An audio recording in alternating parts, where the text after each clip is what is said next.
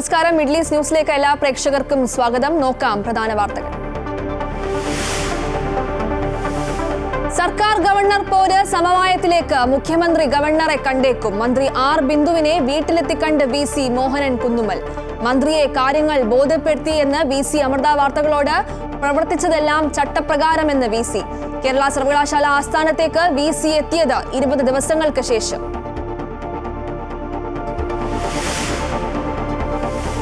കൊല്ലത്ത് വിദ്യാർത്ഥി ഷോക്കേറ്റ് മരിച്ച സംഭവത്തിൽ പ്രധാന അധ്യാപികയെ സസ്പെൻഡ് ചെയ്തു.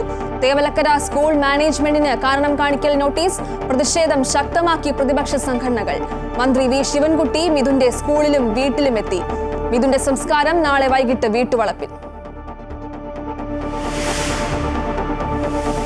പെഹൽഗാമിൽ ഭീകരാക്രമണം നടത്തിയ TRFനെ ഭീകര സംഘടനയായി പ്രഖ്യാപിച്ച അമേരിക്ക. ലഷ്കർ ഇ തൊയ്ബയുടെ നിഴൽ സംഘടന എന്നും അമേരിക്ക. TRFുമായി ബന്ധമില്ലെന്ന പാകിസ്ഥാൻ വാദത്തിന് തിരിച്ചടി. ഇന്ത്യ അമേരിക്ക ഭീകരവിരുദ്ധ സഹകരണം ഉറപ്പിക്കുന്ന നടപടിയെന്ന് S ജയശങ്കർ. നിമിഷപ്രിയയുടെ മോചന ശ്രമത്തിന് അവകാശം കുടുംബത്തിന് മാത്രമെന്ന് കേന്ദ്രം. സാധ്യമായതെല്ലാം ചെയ്യുന്നുവെന്ന് AG. ബാഹ്യ സംഘടനകളുടെ ഇടപെടൽ ഗുണം ചെയ്യില്ലെന്നും കേന്ദ്ര സർക്കാർ സുപ്രീം കോടതിയിൽ.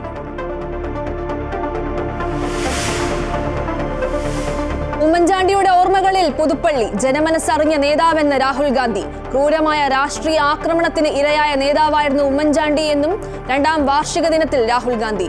കല്ലറയിൽ പുഷ്പാർച്ചന നടത്തി. ഉമ്മൻചാണ്ടി ഫൗണ്ടേഷൻ നിർമ്മിച്ച 12 വീടുകളുടെ താക്കോൽ കൈമാറി.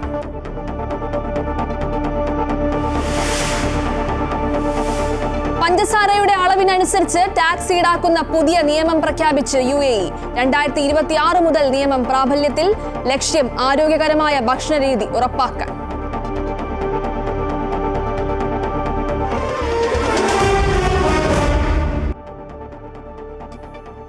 ഉന്നത വിദ്യാഭ്യാസ വകുപ്പ് മന്ത്രി ആർ ബിന്ദുവുമായി നടന്ന കൂടിക്കാഴ്ചയിൽ പ്രശ്ന പരിഹാരത്തിന് വഴി തെളിയുന്നുവെന്ന് കേരള സർവകലാശാല VC മോഹനൻ കുന്നുമ്മൽ അമൃത വാർത്തകളോട് പ്രതികരിച്ചു.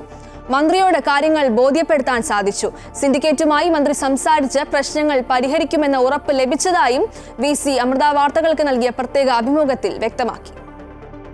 പ്രോ ചാൻസലറായിരിക്കുന്ന ഉന്നത വിദ്യാഭ്യാസ മന്ത്രിയുടെ ഇടപെടൽ എങ്ങനെയാണ്? അങ്ങ് മന്ത്രിയെ നേരിട്ട് കാണുകയോ ഇക്കാര്യത്തിൽ ഒരു തീരുമാനം, കാരണം എത്രയും വേഗം ഈ പ്രശ്നം ഒന്ന് പരിഹരിക്കേണ്ടതല്ല. ഇതിൽ അധികാരമുള്ളയാൾ ചാൻസലറാണ്, ഗവർണറാണ്.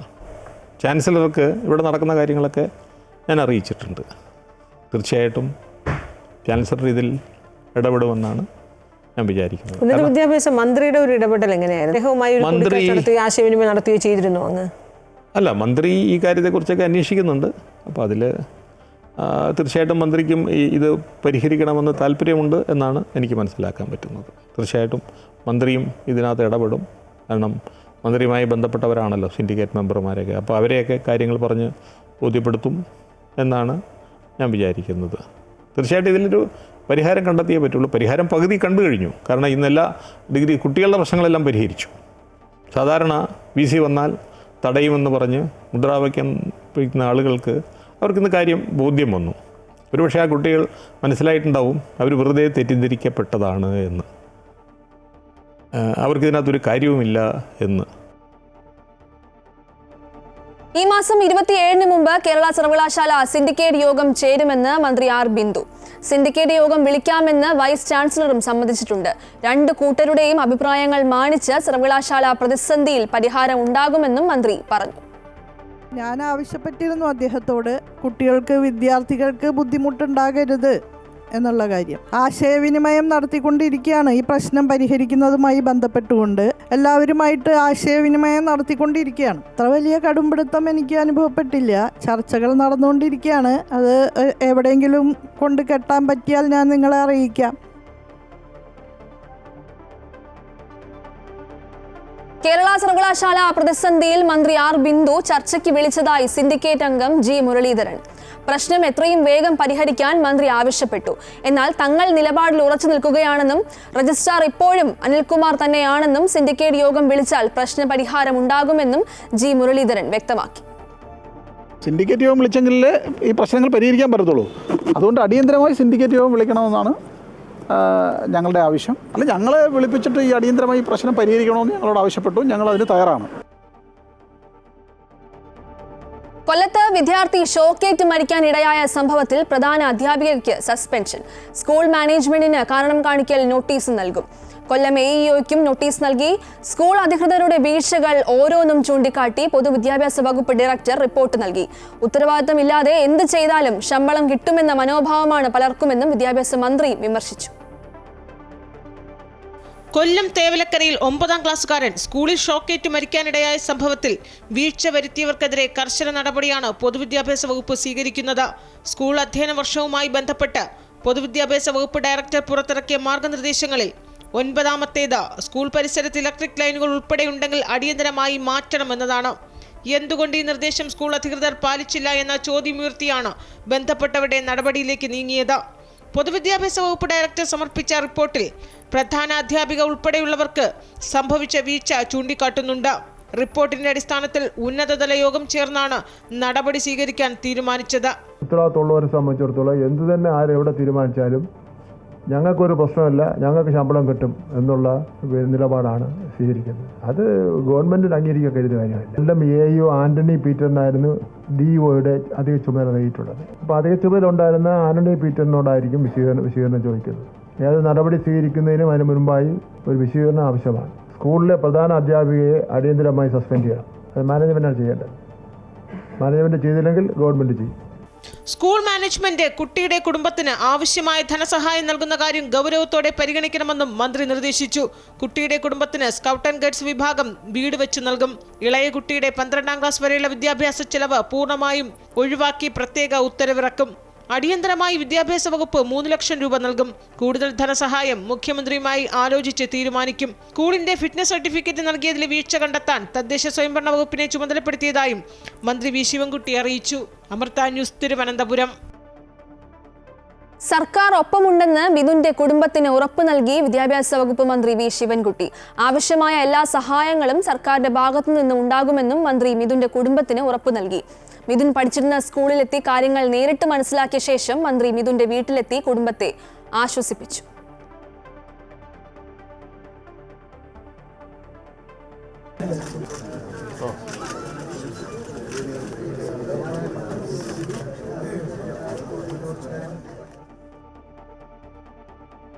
കൊല്ലം തേവലക്കര വൈദ്യുതാഘാതമേറ്റ് കുട്ടി മരിച്ച സംഭവത്തിൽ എല്ലാവർക്കും ഉത്തരവാദിത്തമുണ്ടെന്ന് പ്രതിപക്ഷ നേതാവ് VD സതീശൻ.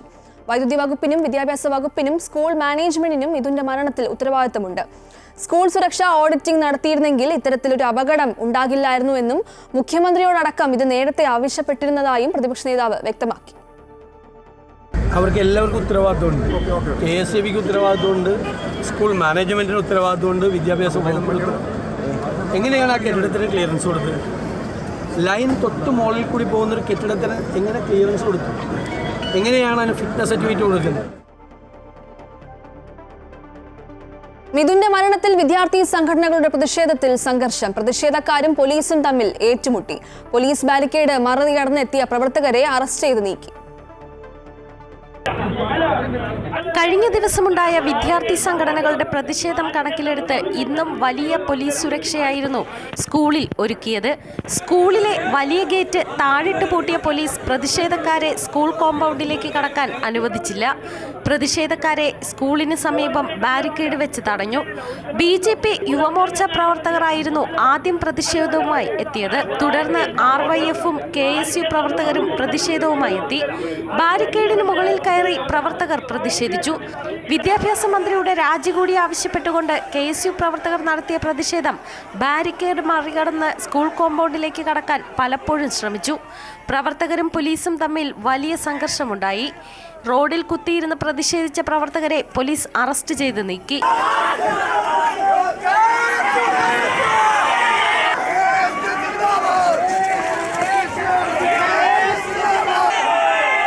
അമൃത ന്യൂസ്, കൊല്ലം. വിദ്യാർത്ഥി വൈദ്യുതാഘാതമേറ്റ് മരിച്ച സംഭവത്തിൽ ABVP ശക്തമായി പ്രതിഷേധിച്ചു. സെക്രട്ടേറിയറ്റിലേക്ക് ABVP നടത്തിയ മാർച്ച് സംഘർഷഭരിതമായി. കീം പ്രതിസന്ധിയിൽ ഉന്നത വിദ്യാഭ്യാസ വകുപ്പ് മന്ത്രി രാജിവെക്കണമെന്ന ആവശ്യവും ABVP ഉന്നയിച്ചു.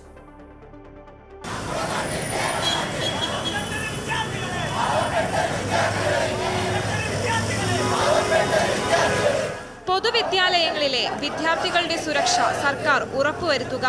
കീം എൻട്രൻസ് അട്ടിമറിച്ച ഉന്നത വിദ്യാഭ്യാസ മന്ത്രി ആർ ബിന്ദു രാജിവെക്കുക, സർവകലാശാലകളിലെ ഭരണസ്തംഭനം പരിഹരിക്കുക, PM ശ്രീ പദ്ധതിയിൽ ഒപ്പുവെക്കുക എന്നീ ആവശ്യങ്ങൾ ഉന്നയിച്ചായിരുന്നു പ്രതിഷേധം.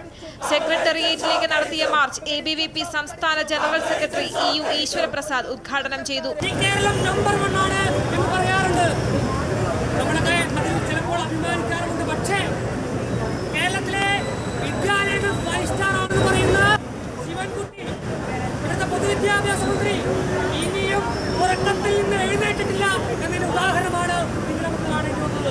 പ്രതിഷേധത്തിനെത്തിയ പ്രവർത്തകർ ബാരിക്കേഡ് മറിച്ചിടാൻ ശ്രമിച്ചതോടെ മാർച്ച് സംഘർഷഭരിതമായി. ഇതിനിടെ ബാരിക്കേഡിന് മുകളിൽ കയറി പ്രവർത്തകർ ബാനർ ഉയർത്തി.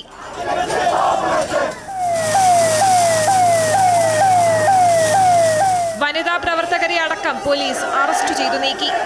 അമൃത ന്യൂസ്, തിരുവനന്തപുരം. പത്തനംതിട്ട കടമനിട്ടയിൽ സ്കൂൾ വളപ്പിലെ പഴയ കെട്ടിട ഭാഗങ്ങൾ തകർന്നു വീണു. കടമനിട്ട ഗവൺമെന്റ് ഹയർ സെക്കൻഡറി സ്കൂളിന്റെ പഴയ കെട്ടിട ഭാഗങ്ങളാണ് തകർന്നത്. കടമനിട്ട ഗവൺമെന്റ് ഹയർ സെക്കൻഡറി സ്കൂളിന്റെ 80 വർഷത്തോളം പഴക്കമുള്ള കെട്ടിടമാണ് കഴിഞ്ഞ രാത്രിയിൽ പെയ്ത മഴയിൽ നിലം പൊത്തിയത്. തകർന്ന കെട്ടിടത്തിൽ 2 വർഷമായി ക്ലാസുകൾ പ്രവർത്തിക്കുന്നില്ല. ഉപയോഗശൂന്യമായ കെട്ടിടം പൊളിച്ചു നീക്കണമെന്ന് സ്കൂൾ അധികൃതരും പഞ്ചായത്തും നിരവധി തവണ ആവശ്യപ്പെട്ടിട്ടും നടപടി ഉണ്ടായിട്ടില്ലെന്നും പരാതിയുണ്ട്. കേരള സദസ്സിൽ നാട്ടുകാരൊരു പരാതി കൊടുത്തതിന്റെ അടിസ്ഥാനത്തിൽ ഇത് പൊളിച്ചു മാറ്റി ഗ്രൗണ്ട് ആക്കണമെന്ന്, ഇതിന്റെ അപകടസ്ഥിതി വളരെ മോശമാണ് എന്ന് പറഞ്ഞുകൊണ്ട് ഞങ്ങൾ PTയും പഞ്ചായത്തും SMC എല്ലാം കൂടി തീരുമാനിച്ചതായിരുന്നു ഇത് പൊളിച്ചു മാറ്റണം. പൊളിച്ചു മാറ്റിയിട്ടൊരു മനോഹരമായ ഗ്രൗണ്ട് ആക്കണം. സർക്കാരിന്റെ നൂലാമാലകളിൽപ്പെട്ട് എപ്പോഴും താമസം വരികയാണ്. എന്നാൽ കെട്ടിടം പൊളിച്ചു നീക്കാൻ അനുമതി ലഭിച്ചിട്ടുണ്ടെന്നും ഈ മാസം 28-ന് കെട്ടിടം പൊളിക്കാനുള്ള ലേല നടപടികൾ നടക്കാനിരിക്കുകയാണെന്നും ഹെഡ്മിസ്ട്രസ് ശ്രീലത ടീച്ചർ പറഞ്ഞു. നമ്മുടെ പഴയ ഹയർ സെക്കൻഡറി കെട്ടിടമായിരുന്നു. അത് കുറേ നാളായിട്ട് ജീർണാവസ്ഥയിലായിരുന്നു, അൺഫിറ്റായിരുന്നു. അപ്പോൾ താഴെ പുതിയ കെട്ടിടത്തിലേക്ക് ഹയർ സെക്കൻഡറി മാറിയിരുന്നു. പൊളിക്കാനുള്ള പേപ്പറുകളെല്ലാം റെഡിയായിക്കൊണ്ടിരിക്കുകയാണ്. മിക്കവാറും അടുത്ത ഒരു 28-ലേക്ക് ലേലം നടത്തത്തക്ക പോലുള്ള നീക്കത്തിലാണ് പോയിക്കൊണ്ടിരിക്കുന്നത്. സ്കൂൾ കെട്ടിടം തകർന്നു വീണത് രാത്രിയായതിനാൽ വൻ അപകടമാണ് ഒഴിവായത്. കുട്ടികൾ കളിക്കുന്ന ഗ്രൗണ്ട് തകർന്നു വീണ കെട്ടിടത്തിന് സമീപമാണുള്ളത്. ഈ കെട്ടിടത്തിന്റെ വരാന്തയിലാണ് കുട്ടികൾ കളിക്കുന്ന സമയം വിശ്രമിക്കുന്നത്. ഈ അപകടം മനസ്സിലാക്കിയാണ് കെട്ടിടം പൊളിച്ചു നീക്കണമെന്ന് സ്കൂൾ അധികൃതരും പഞ്ചായത്തും ആവശ്യപ്പെട്ടത്. അമൃത ന്യൂസ്, പത്തനംതിട്ട. മധുരപാനീയങ്ങളിൽ പഞ്ചസാരയുടെ അളവിനെ ആശ്രയിച്ച് നികുതി ഈടാക്കുന്ന നിയമം UAE നടപ്പാക്കുന്നു. അടുത്ത വർഷം മുതൽ ഇത് പ്രാബല്യത്തിൽ വരും. പാനീയങ്ങളിൽ പഞ്ചസാരയുടെ അളവ് കുറയ്ക്കാനും ആരോഗ്യകരമായ ഭക്ഷണരീതികൾ ഉപഭോക്താക്കൾക്ക് ലഭ്യമാക്കാനും ലക്ഷ്യമിട്ടാണ് ഈ നിയമം നടപ്പാക്കുന്നത്. UAE ധനകാര്യ മന്ത്രാലയവും ഫെഡറൽ ടാക്സ് അതോറിറ്റിയുമാണ് പഞ്ചസാരയുടെ അളവിനനുസരിച്ച് ടാക്സ് ഈടാക്കുന്ന പുതിയ നിയമം പ്രഖ്യാപിച്ചത്. 2026 മുതൽ ഇത് പ്രാബല്യത്തിൽ വരും. ഭക്ഷണപാനീയങ്ങളിൽ പഞ്ചസാരയുടെ അളവ് കുറയ്ക്കുകയും ഉപഭോക്താക്കൾക്ക് ആരോഗ്യകരമായ ഭക്ഷണ രീതികൾ ലഭ്യമാക്കാനും ലക്ഷ്യമിട്ടാണ് പുതിയ നിയമം നടപ്പാക്കുന്നത്. ഒപ്പം മധുരമുള്ള പാനീയങ്ങളിൽ പഞ്ചസാരയുടെ അളവ് കുറയ്ക്കാൻ നിർമ്മാതാക്കളെ കൂടുതലായി പ്രോത്സാഹിപ്പിക്കാനും UAE ഇതിലൂടെ ലക്ഷ്യമിടുന്നു. 100 മില്ലി ലിറ്റർ പാനീയത്തിലെ പഞ്ചസാരയുടെ അളവെത്ര എന്നതിനെ ആശ്രയിച്ചാകും 1 ലിറ്ററിന്റെ ടാക്സ് കണക്കാക്കുക. കൂടുതൽ അളവിൽ പഞ്ചസാരയുണ്ടെങ്കിൽ പാനീയത്തിന്റെ ടാക്സും വർദ്ധിക്കും. പുതിയ നിയമം പ്രാബല്യത്തിൽ വരുന്നതിന് മുന്നോടിയായി രാജ്യത്ത് ബോധവൽക്കരണ ക്യാമ്പയിനുകൾ നടത്തുമെന്ന് ഫെഡറൽ ടാക്സ് അതോറിറ്റി അറിയിച്ചു. നിയമം സംബന്ധിച്ച് മുൻകൂട്ടി അറിയിക്കുന്നതിലൂടെ നിർമ്മാതാക്കൾക്ക് പഞ്ചസാര കുറച്ചുകൊണ്ടുള്ള ഉൽപാദന രീതികളിലേക്ക് മാറാൻ സമയം ലഭിക്കും. Amrita news, Dubai. കുവൈറ്റ് സമ്പദ് വ്യവസ്ഥ ഈ വർഷം ആദ്യ പാദത്തിൽ ആഭ്യന്തര ഉൽപാദനത്തിൽ വളർച്ച കൈവരിച്ചതായി റിപ്പോർട്ട്. കുവൈറ്റ് സിവിൽ സെൻട്രൽ അഡ്മിനിസ്ട്രേഷന്റെ ഔദ്യോഗിക കണക്ക് പ്രകാരം 2025 ആദ്യ പാദത്തിൽ കുവൈറ്റിന്റെ മൊത്തം ആഭ്യന്തര ഉൽപാദനം 1% വർദ്ധിച്ച് 12.57 ബില്യൺ ദിനാറായി ഉയർന്നു. ചെറിയ തോതിൽ ഉള്ളതാണെങ്കിലും കുവൈറ്റ് സമ്പദ് വ്യവസ്ഥയുടെ ഘടനയിൽ വന്ന മാറ്റങ്ങളാണ് ഈ വളർച്ചയ്ക്ക് പ്രധാന കാരണമായി വിലയിരുത്തപ്പെടുന്നത്. എണ്ണ ഇതര വരുമാനത്തിലുണ്ടായ വർധനവാണ് ഇതിൽ പ്രാധാന്യം. 2025 ആദ്യ പാദത്തിൽ 7.36 ബില്യൺ ദിനാറാണ് എണ്ണ ഇതര വരുമാനത്തിലൂടെ ഖജനാവിലെത്തിയത്. 58.5% ഈ വരുമാനത്തിന്റെ മൊത്തം നിരക്ക്. സ്വകാര്യ മേഖലയുടെ പ്രവർത്തനം വർദ്ധിച്ചു വരുന്നതും സർക്കാർ സ്വീകരിച്ച വിവിധ മേഖലാ വികസന നയങ്ങൾ ഫലപ്രദമായി നടപ്പിലാക്കുന്നതുമാണ് കുവൈറ്റ് സമ്പദ് വ്യവസ്ഥയിലെ ഈ മുന്നേറ്റം സൂചിപ്പിക്കുന്നത്. പൗരത്വ തട്ടിപ്പുമായി ബന്ധപ്പെട്ട കേസിൽ കുവൈറ്റിൽ 440 പേരുടെ പൗരത്വം കൂടി റദ്ദാക്കി. ഇതോടെ ഈ കേസിൽ പൗരത്വം നഷ്ടപ്പെട്ടവരുടെ എണ്ണം 1060 ആയി. നേരത്തെ 620 പേരുടെ പൗരത്വം റദ്ദാക്കിയിരുന്നു. ഈ കേസിൽ നിരവധി വ്യാജരേഖകളാണ് ഏറ്റവും കൂടുതൽ കണ്ടെത്തിയതെന്ന് അധികൃതർ അറിയിച്ചു. ഏറ്റവും പുതിയ കേസ് 1940 ജനിച്ച ഒരാളെ കേന്ദ്രീകരിച്ചാണ്. ഇയാളുടെ കേസിൽ മാത്രം 440 പേർ ഉൾപ്പെട്ടിട്ടുണ്ട്. രേഖകളിൽ ഇയാൾക്ക് 22 മക്കളുണ്ടായിരുന്നു. എന്നാൽ 7 പേർ വ്യാജരേഖകൾ ചമച്ചവരും തെറ്റായ തിരിച്ചറിയൽ രേഖകളും ഉള്ളവരാണെന്നും കണ്ടെത്തി. ഇതിൽ ഒരു മകനുമായി പിതാവിന്റെ പ്രായം 8 വയസ്സ് മാത്രമാണ് വ്യത്യാസമുണ്ടായിരുന്നത്.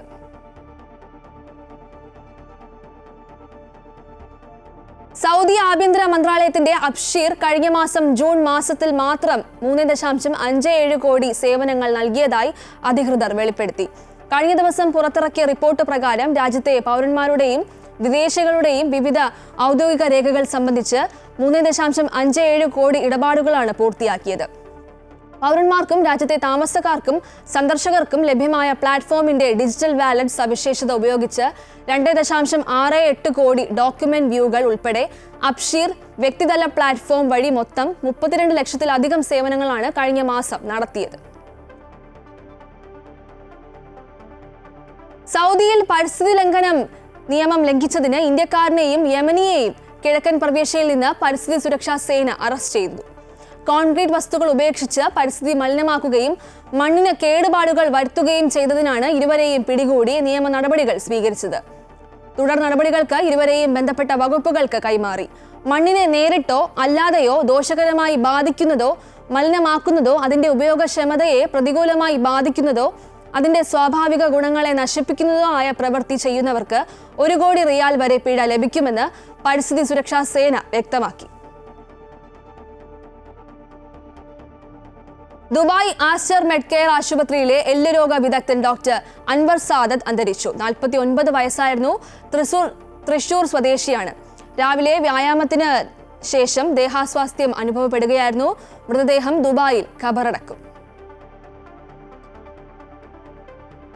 സാങ്കേതിക തകരാറിനെ തുടർന്ന് ഇന്ന് രാവിലെ ദുബായിൽ നിന്നും കോഴിക്കോട്ടേക്ക് പറക്കേണ്ടിയിരുന്ന എയർ ഇന്ത്യ എക്സ്പ്രസ് IX 346 വിമാനം വൈകിയത് യാത്രക്കാരെ വലച്ചു. ഏതാണ്ട് 150ഓളം യാത്രക്കാർ വിമാനത്തിലുണ്ടായിരുന്നു. 8:30-ക്ക് ബോർഡിംഗ് പൂർത്തിയാക്കി യാത്രക്കാരെ കയറ്റിയെങ്കിലും AC തകരാറിനെ തുടർന്ന് യാത്ര പുറപ്പെടാനായില്ല. കനത്ത ചൂടിൽ കുട്ടികൾ അടക്കമുള്ളവർക്ക് 3 മണിക്കൂറോളം വിമാനത്തിൽ തുടരേണ്ടി വന്നു. തുടർന്ന് മാധ്യമങ്ങളിൽ വാർത്ത വന്നതോടെയാണ് യാത്രക്കാരെ വിമാനത്താവളത്തിലേക്ക് തിരിച്ചിറക്കിയത്. സാങ്കേതിക തകരാർ പരിഹരിച്ചെങ്കിലും പൈലറ്റിന്റെ ഡ്യൂട്ടി സമയം കഴിഞ്ഞതോടെ നാളെ പുലർച്ചെ മാത്രമേ വിമാനം പുറപ്പെടൂ എന്ന് യാത്രക്കാരെ അറിയിച്ചു. ചിലർ യാത്ര വേണ്ടെന്ന് വെച്ച് തിരികെ മടങ്ങി. വിമാനത്താവളത്തിൽ തുടർന്ന് യാത്രക്കാർക്ക് വിശ്രമിക്കാനുള്ള സൗകര്യം പിന്നീട് ഹോട്ടലിൽ ഒരുക്കി. മറ്റുള്ളവരുടെ വികാര വിചാരങ്ങളെ കണ്ടറിഞ്ഞ് പ്രവർത്തിച്ച ആളായിരുന്നു ഉമ്മൻചാണ്ടി എന്ന് രാഹുൽ ഗാന്ധി. ഉമ്മൻചാണ്ടി തനിക്ക് ഗുരുവായിരുന്നു. ഏറ്റവും ക്രൂരമായ രാഷ്ട്രീയ ആക്രമണത്തിന് ഇരയായ നേതാവായിരുന്നു ഉമ്മൻചാണ്ടി എന്നും രാഹുൽ ഗാന്ധി കൂട്ടിച്ചേർത്തു. ഉമ്മൻചാണ്ടിയുടെ 2ാം ചരമവാർഷിക ദിനത്തിൽ KPCCയുടെ നേതൃത്വത്തിൽ സംഘടിപ്പിച്ച അനുസ്മരണ സമ്മേളനം ഉദ്ഘാടനം ചെയ്ത് സംസാരിക്കുകയായിരുന്നു അദ്ദേഹം. പുതുപ്പള്ളിയിൽ സംഘടിപ്പിച്ച അനുസ്മരണ പരിപാടി ജനങ്ങൾക്ക് ഉമ്മൻചാണ്ടിയോടുള്ള സ്നേഹത്തിന്റെ നേർക്കാഴ്ചയായി. ഉമ്മൻചാണ്ടിയുടെ കല്ലറയിൽ പുഷ്പാർച്ചനയോടെയാണ് അനുസ്മരണ പരിപാടികൾ ആരംഭിച്ചത്. പുതുപ്പള്ളി സെന്റ് ജോർജ് ഓർത്തഡോക്സ് വലിയ പള്ളിയിൽ രാവിലെ പ്രത്യേക പ്രാർത്ഥനകളും നടന്നു. 10 മണിയോടെ രാഹുൽ ഗാന്ധി ഉമ്മൻചാണ്ടിയുടെ കല്ലറയിലെത്തി പുഷ്പാർച്ചന നടത്തി. തുടർന്ന് പള്ളി മൈതാനത്ത് നടന്ന അനുസ്മരണ പരിപാടി അദ്ദേഹം ഉദ്ഘാടനം ചെയ്തു. മറ്റുള്ളവരുടെ വികാരങ്ങൾ മനസ്സിലാക്കുന്നതിൽ ഉമ്മൻചാണ്ടിയോളം വലിയ വേറൊരാളില്ല എന്ന് താൻ നേരിട്ട് അനുഭവിച്ചറിഞ്ഞിട്ടുണ്ടെന്ന് രാഹുൽ ഗാന്ധി പറഞ്ഞു. ജനങ്ങൾക്ക് വേണ്ടി സ്വയം ഇല്ലാതായ വ്യക്തിയായിരുന്നു അദ്ദേഹം. കേരള രാഷ്ട്രീയത്തിന്റെ ആവിഷ്കാരമായിരുന്നു ഉമ്മൻചാണ്ടി. ഉമ്മൻചാണ്ടിയെ പോലെയുള്ളവർ വളർന്നു വരണമെന്നാണ് ആഗ്രഹിക്കുന്നത്. അദ്ദേഹം വളരെ ക്രൂരമായ രാഷ്ട്രീയ ആക്രമണം നേരിട്ടു. വിനയത്തോടെ ലാളിത്യത്തോടെ ജനങ്ങൾക്കിടയിൽ പ്രവർത്തിച്ച വ്യക്തിയായിരുന്നു Oommen Chandy.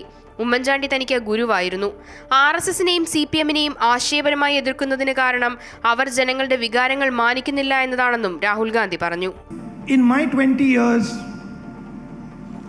21 years of political life, one of the masters of politics of feeling was Umanchandi ji. I literally saw him. And maybe a lot of people in Kerala will not understand this because they did not see him from inside. I literally saw him kill himself for the people of Kerala. ഉമ്മൻചാണ്ടിയുടെ സ്മരണയ്ക്കായി KPCC ആരംഭിക്കുന്ന സ്മൃതിതരംഗം ജീവകാരുണ്യ പദ്ധതിയുടെ ഉദ്ഘാടനവും ഉമ്മൻചാണ്ടി ഫൗണ്ടേഷന്റെ നേതൃത്വത്തിൽ നിർമ്മാണം പൂർത്തിയാക്കിയ 11 വീടുകളുടെ താക്കോൽദാനവും ലഹരിക്കെതിരെ നടത്തുന്ന ക്യാമ്പയിന്റെ ഭാഗമായി നിർമ്മിക്കുന്ന രണ്ടാമത്തെ Oommen Chandy sports arena Meenadam sports ടർഫിന്റെ നിർമ്മാണ ഉദ്ഘാടനവും അദ്ദേഹം നിർവഹിച്ചു. KPCC പ്രസിഡന്റ് സണ്ണി ജോസഫ് അനുസ്മരണ സമ്മേളനത്തിന് അധ്യക്ഷത വഹിച്ചു.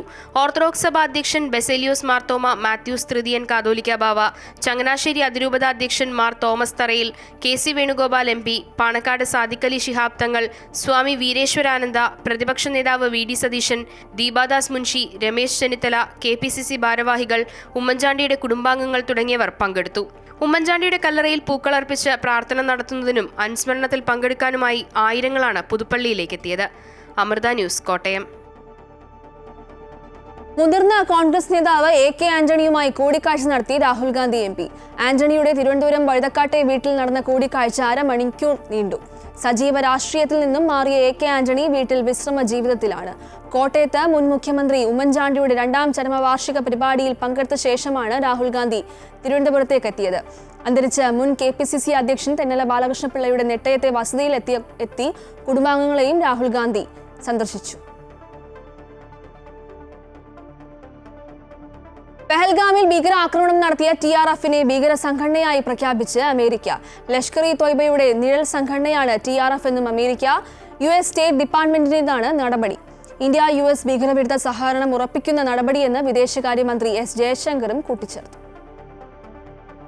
പഹൽഗാം ഭീകരാക്രമണത്തിന്റെ ഉത്തരവാദിത്തം ഏറ്റെടുത്ത ദി റെസിസ്റ്റന്റ് ഫ്രണ്ടിനെ ഭീകര സംഘടനയായി പ്രഖ്യാപിച്ച US state secretary Marco Rubio കഴിഞ്ഞ ദിവസമാണ് പ്രസ്താവന പുറത്തിറക്കിയത്. പാകിസ്ഥാൻ ധനസഹായത്തോടെ പ്രവർത്തിക്കുന്ന ഭീകര സംഘടനയായ ലഷ്കർ-ഇ-തോയ്ബയുടെ ഉപസംഘടനയാണ് TRF. പഹൽഗാമിൽ ഭീകരാക്രമണത്തിന്റെ ഉത്തരവാദിത്തം TRF ഏറ്റെടുത്തിരുന്നു. ഭീകരവിരുദ്ധതയിൽ പ്രതിജ്ഞാബദ്ധമാണെന്നും ദേശീയ സുരക്ഷ മുൻനിർത്തിയാണ് ഈ നടപടിയെന്നും വിദേശകാര്യ സെക്രട്ടറി മാർക്കോ റൂബിയോ പ്രസ്താവനയിലൂടെ വ്യക്തമാക്കി. IS അടക്കമുള്ള ഭീകര സംഘടനകൾ ഉൾപ്പെടുന്ന പട്ടികയിലേക്കാണ് TRFനെയും ഇപ്പോൾ ചേർത്തിരിക്കുന്നത്. ഇമിഗ്രേഷൻ ആൻഡ് നാഷണാലിറ്റി ആക്ടിലെ സെക്ഷൻ 219 പ്രകാരമാണ് നടപടി. ഭേദഗതികൾ ഫെഡറൽ രജിസ്റ്ററിൽ പ്രസിദ്ധീകരിക്കുന്നതോടെ ഭീകര സംഘടനകളുടെ പട്ടികയിൽ ഔദ്യോഗികമായി TRFും വരും. US ദേശീയ സുരക്ഷയെ കരുതിയും ഭീകരവാദത്തെ ചെറുക്കാനും പഹൽഗാം ആക്രമണത്തിന് ശേഷം ട്രംപ് നടത്തിയ നീതിക്കായുള്ള ആഹ്വാനം നടപ്പാക്കാനുമുള്ള ട്രംപ് ഭരണകൂടത്തിന്റെ പ്രതിബദ്ധതയുടെ ഭാഗമാണെന്ന് സ്റ്റേറ്റ് ഡിപ്പാർട്ട്മെന്റും വ്യക്തമാക്കി. ശശി തരൂർ MPയുടെ നേതൃത്വത്തിൽ പ്രതിനിധി സംഘത്തെ ഇന്ത്യ US-ലേക്ക് അയച്ചിരുന്നു. വിദേശകാര്യമന്ത്രി S ജയശങ്കറും ക്വാഡ് ഉച്ചകോടിക്കായി US സന്ദർശിച്ചു. വിദേശകാര്യ സെക്രട്ടറിയും US-ലേക്ക് സന്ദർശനം നടത്തിയിരുന്നു. പഹൽഗാം ആക്രമണത്തിന് ശേഷം ഇന്ത്യ നടത്തിയ നയതന്ത്ര നീക്കങ്ങൾക്ക് പിന്നാലെയാണ് അമേരിക്കയുടെ ഈ നടപടി. ഭീകരതയ്ക്കെതിരായ ഇന്ത്യയുടെ നിരന്തരമായ രാജ്യാന്തര ശ്രമങ്ങൾ ഫലം കാണുന്നതാണ് ഈ സുപ്രധാന നീക്കം. ഏപ്രിൽ 22-ന് രാജ്യത്തെ നടുക്കിയ പഹൽഗാം ഭീകരാക്രമണത്തിൽ 26 പേർക്കാണ് ജീവൻ നഷ്ടമായത്. News desk, Amrita News. നിമിഷപ്രിയയുടെ മോചനത്തിനായി മധ്യസ്ഥ സംഘത്തെ യമനിലേക്ക് അയക്കണമെന്ന് ഹർജിക്കാർ സുപ്രീം കോടതിയിൽ. ഇക്കാര്യം കേന്ദ്രത്തെ അറിയിക്കാൻ കോടതി നിർദ്ദേശിച്ചു. സാധ്യമായതെല്ലാം ചെയ്യുന്നുണ്ടെന്നും മോചന ചർച്ചകൾ നടത്താൻ കുടുംബത്തിന് മാത്രമാണ് അവകാശമെന്നും കേന്ദ്രം അഭിപ്രായപ്പെട്ടു.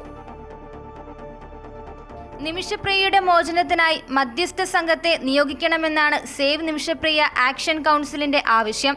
ഈ സംഘത്തെ യമനിലേക്ക് അയക്കണമെന്നും ഹർജിക്കാർ സുപ്രീം കോടതിയിൽ ആവശ്യപ്പെട്ടു. മധ്യസ്ഥ സംഘത്തിലെ 2 പേർ ആക്ഷൻ കൗൺസിൽ പ്രതിനിധികളും 2 പേർ കാന്തപുരം AP അബൂബക്കർ മുസ്ലിയാരുടെ സംഘത്തിൽപ്പെട്ടവരും ആയിരിക്കണമെന്നും ആവശ്യമുയർന്നു. ഞങ്ങൾ സർക്കാരുമായി ഏറ്റുമുട്ടലിലല്ല ഞങ്ങൾ പോകുന്നത്. സർക്കാരിന്റെ കൂടി പിന്തുണ ഞങ്ങൾക്ക് ആവശ്യമുണ്ട്. സർക്കാരിനോട് ചേർന്നുകൊണ്ട് ഞങ്ങൾ തന്നെ വെച്ചിരിക്കുന്നതിനകത്ത് സർക്കാരിന്റെ 2 പ്രതിനിധികൾ കൂടി വേണമെന്നാണ് ഞങ്ങൾ ആവശ്യപ്പെട്ടിരിക്കുന്നത്. അപ്പോൾ സർക്കാരുമായി ചേർന്നുകൊണ്ടുള്ള പ്രവർത്തനങ്ങളാണ് മർക്കസ് ആയാലും നിമിഷപ്രിയ ആക്ഷൻ കൗൺസിൽ ആയാലും ചെയ്യാൻ ഉദ്ദേശിക്കുന്നത്. ഹർജിക്കാർക്ക് യമനിൽ പോകണമെങ്കിൽ കേന്ദ്ര സർക്കാരിന് അപേക്ഷ നൽകാമെന്നും കേന്ദ്രം ഈ അപേക്ഷ പരിഗണിക്കട്ടെ എന്നും സുപ്രീം കോടതി വ്യക്തമാക്കി. നിമിഷപ്രിയയുടെ അമ്മ യമനിൽ ഉണ്ടല്ലോ എന്നും സുപ്രീം കോടതി ഹർജിക്കാരോട് പറഞ്ഞു. എന്നാൽ മോചന ചർച്ചകൾ നടത്താൻ കുടുംബത്തിന് മാത്രമാണ് അവകാശമെന്ന് കേന്ദ്രം അഭിപ്രായപ്പെട്ടു. കുടുംബത്തിന് പുറമെ പവർ ഓഫ് അറ്റോർണിക്കും ചർച്ച നടത്താം. ഇവർക്ക് എല്ലാവിധ സഹായവും സർക്കാർ നൽകുന്നുണ്ട്. വധശിക്ഷ നീട്ടിവെച്ചിരിക്കുകയാണെന്നും പുതിയ തീയതി നിശ്ചയിച്ചിട്ടില്ലെന്നും അറ്റോർണി ജനറൽ ചൂണ്ടിക്കാട്ടി. നിമിഷപ്രിയയുടെ മോചനത്തിനായി കേന്ദ്ര സർക്കാർ സാധ്യമായതെല്ലാം ചെയ്യുന്നുണ്ടെന്ന് അറ്റോർണി ജനറൽ സുപ്രീം കോടതിയെ അറിയിച്ചു. വധശിക്ഷ നീട്ടിവെക്കാൻ സഹായിച്ചതിൽ കേന്ദ്ര സർക്കാരിനും കാന്തപുരം AP അബൂബക്കർ മുസ്ലിയാർക്കും നന്ദി പറയുന്നതായും save Nimishapriya international action council കോടതിയെ അറിയിച്ചു. News desk, Amrita news. Kozhikode നിന്ന് കാണാതായി വർഷങ്ങൾക്ക് ശേഷം ചേരമ്പാടി വനത്തിൽ മരിച്ച നിലയിൽ കണ്ടെത്തിയ വയനാട് സ്വദേശി ഹേമചന്ദ്രനെ മർദ്ദിച്ചു കൊന്നതെന്ന് സ്ഥിരീകരണം. പോസ്റ്റ്മോർട്ടം റിപ്പോർട്ടിലെ പ്രാഥമിക വിവരങ്ങൾ പുറത്തുവന്നു. ഹേമചന്ദ്രൻ ആത്മഹത്യ ചെയ്തതെന്നായിരുന്നു കേസിലെ മുഖ്യപ്രതിയായ നൌഷാദിന്റെ വാദം. റിപ്പോർട്ടിലെ വിവരങ്ങൾ പുറത്തുവന്നതോടെ ഈ വാദം പൊളിഞ്ഞു. ഹേമചന്ദ്രൻ പണം ഇരട്ടിപ്പിച്ചു തരാമെന്ന് പറഞ്ഞു വാങ്ങിയ ലക്ഷങ്ങൾ തിരികെ നൽകാത്തതിന് പരിഹാരമുണ്ടാക്കാനാണ് തട്ടിക്കൊണ്ടുപോയതെന്നും താൻ കൊല ചെയ്തിട്ടില്ലെന്നുമായിരുന്നു കേസിലെ മുഖ്യപ്രതി നൌഷാദിന്റെ വാദം. ഇതിനായി സുൽത്താൻ ബത്തേരിയിൽ ഒരു വീട്ടിലേക്ക് കൊണ്ടുപോയെന്നും പിറ്റേ ദിവസം വീട്ടിലെ മുറിയിൽ ഹേമചന്ദ്രനെ തൂങ്ങി മരിച്ച നിലയിൽ കണ്ടെത്തുകയായിരുന്നു എന്നുമാണ് നൌഷാദ് പോലീസിന് നൽകിയ മൊഴി. ഒരു സുഹൃത്ത് നൽകിയ ഉപദേശമാണ് ആരും കാണാതെ കുഴിച്ചിടാനുള്ള തീരുമാനത്തിലെത്തിയത്. ഇതിനു കൂട്ടായാണ് രണ്ടുപേരെ ഒപ്പം ചേർത്തതെന്നും നൌഷാദ് പറഞ്ഞിരുന്നു. എന്നാൽ ഈ വാദങ്ങളെല്ലാം പൊളിയുന്ന വിവരങ്ങളാണ് പോസ്റ്റ്മോർട്ടം റിപ്പോർട്ടിലുള്ളത്. മർദ്ദനമേറ്റാണ് ഹേമചന്ദ്രൻ മരിച്ചതെന്ന് പോസ്റ്റ്മോർട്ടം റിപ്പോർട്ടിൽ പറയുന്നു. 2 ദിവസത്തിനുള്ളിൽ ഹേമചന്ദ്രന്റെ DNA പരിശോധനാ ഫലവും പുറത്തുവരും. ഇതിനുശേഷമായിരിക്കും കോഴിക്കോട് മെഡിക്കൽ കോളേജ് ആശുപത്രിയിൽ സൂക്ഷിച്ചിരിക്കുന്ന ഹേമചന്ദ്രന്റെ മൃതദേഹം ബന്ധുക്കൾക്ക് വിട്ടു നൽകുക. അതേസമയം നൌഷാദ് ഉൾപ്പെടെ 4 പേരാണ് നിലവിൽ കേസിൽ അറസ്റ്റിലായത്. ജ്യോതിഷ് കുമാർ, അജേഷ്, വൈശാഖ് എന്നിവരാണ് നേരത്തെ അറസ്റ്റിലായവർ. കോഴിക്കോട് മായനാട്ടെ വാടക വീട്ടിൽ 2 വർഷത്തോളമായി താമസിക്കുകയായിരുന്ന ബത്തേരി സ്വദേശി ഹേമചന്ദ്രനെ കഴിഞ്ഞ വർഷം മാർച്ചിലാണ് കാണാതായത്. കാണാതായി 2 ദിവസത്തിനു ശേഷം തന്നെ കൊല നടന്നുവെന്നാണ് അന്വേഷണ സംഘത്തിന്റെ നിഗമനം. അമൃത ന്യൂസ്, കോഴിക്കോട്. വടക്കൻ ജില്ലകളിൽ നാളെ ശക്തമായ മഴയ്ക്ക് സാധ്യതയെന്ന് കാലാവസ്ഥാ നിരീക്ഷണ കേന്ദ്രം. 5 ജില്ലകളിൽ നാളെ റെഡ് അലർട്ട് പ്രഖ്യാപിച്ചു. മലയോര തീരദേശ മേഖലകളിൽ ജാഗ്രത വേണമെന്ന് ഭരണകൂടം അറിയിച്ചു. കോഴിക്കോട്, കണ്ണൂർ, വയനാട്, മലപ്പുറം, കാസർഗോഡ് ജില്ലകളിലാണ് നാളെ റെഡ് അലർട്ട്. മണിക്കൂറിൽ 40 മുതൽ 60 കിലോമീറ്റർ വരെ വേഗതയിൽ ശക്തമായ കാറ്റടിക്കാൻ സാധ്യതയുള്ളതിനാൽ ജാഗ്രത പുലർത്തണം. വടക്കു പടിഞ്ഞാറൻ മധ്യപ്രദേശിനും തെക്കു പടിഞ്ഞാറൻ ഉത്തർപ്രദേശിനും മുകളിലായി തീവ്ര ന്യൂനമർദ്ദം സ്ഥിതി ചെയ്യുന്നുണ്ട്. ആന്ധ്രാപ്രദേശിന് മുകളിലായി ചക്രവാത ചുഴിയുമുണ്ട്. ജൂലൈ 24 ബംഗാൾ ഉൾക്കടലിൽ പുതിയ ന്യൂനമർദ്ദം രൂപപ്പെടാൻ സാധ്യത കാണുന്നുണ്ട്. കേരളത്തിൽ അടുത്ത 5 ദിവസം മഴയുണ്ടായേക്കും. ജൂലൈ 20 വരെ അതിതീവ്ര മഴയ്ക്ക് സാധ്യതയുണ്ടെന്ന് കേന്ദ്ര കാലാവസ്ഥാ വകുപ്പ് അറിയിച്ചു. കേരളത്തിൽ ഇന്ന് മണിക്കൂറിൽ 40 മുതൽ 50 കിലോമീറ്റർ വരെ വേഗതയിൽ ശക്തമായ കാറ്റിന് സാധ്യതയുണ്ടെന്ന് കാലാവസ്ഥാ നിരീക്ഷണ കേന്ദ്രം വ്യക്തമാക്കി. Amrita news, Kozhikode. I league ഫുട്ബോളിൽ 3 പോയിന്റ് വെട്ടിക്കുറച്ചതിനെതിരെ 2ാം സ്ഥാനക്കാരായ ഇന്റർകാശി നൽകിയിരുന്ന പ്രാഥമിക അപ്പീലിൽ വിജയം. സ്വിറ്റ്സർലാൻഡിലെ രാജ്യാന്തര കായിക കോടതിയാണ് ഇന്റർകാശിയുടെ അപ്പീൽ പരിഗണിച്ചത്. ചർച്ചിൽ ബ്രദേഴ്സിനെ ലീഗ് ചാമ്പ്യന്മാരായി പ്രഖ്യാപിച്ചതിനെതിരെ ഇന്റർകാശി നൽകിയ മറ്റൊരു അപ്പീല് പരിഗണനയിലുണ്ട്. ഇതിനുശേഷമാകും ലീഗ് ചാമ്പ്യന്മാർ ആരെന്നതിൽ അന്തിമ തീരുമാനമാകുക. 39 പോയിന്റുമായി ലീഗിൽ 2ാമതെത്തിയ ഇന്റർകാശി നൽകിയ അപ്പീൽ അഖിലേന്ത്യാ ഫുട്ബോൾ ഫെഡറേഷന്റെ അപ്പീൽ കമ്മിറ്റി തള്ളിയതോടെയാണ് 40 പോയിന്റ് നേടിയ ചർച്ചിൽ ബ്രദേഴ്സ് ക്ലബ്ബ് ചാമ്പ്യന്മാരാകുന്നത്. ഇതോടെ മിഡിൽ ഈസ്റ്റ് ന്യൂസ് പൂർണ്ണമാകുന്നു. കൂടുതൽ വാർത്തകൾക്കായി അമൃത ന്യൂസ് യൂട്യൂബ് ചാനൽ കാണുക. നമസ്കാരം.